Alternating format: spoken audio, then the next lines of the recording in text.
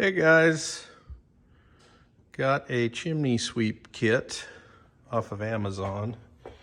It is the Sealegend 26-foot. Hooks up to your drill. Comes with a little head attachment piece for your drill. All the rods clipped together with a little spring detent latch. The images show you can, kind of flex the rod over to the side while you're running the drill up the chimney with the brush. But when I tried that, the end just snapped right off of this rod, so I had to keep them straight.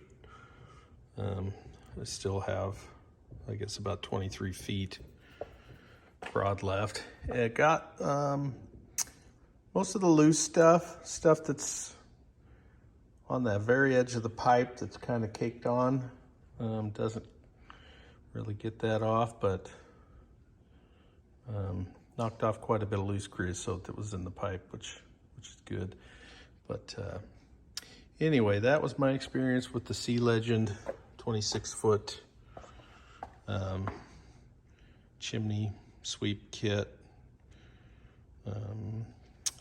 Disappointed that the rods don't hold up very well, so yeah, kind of be careful when you're using this thing. That's it.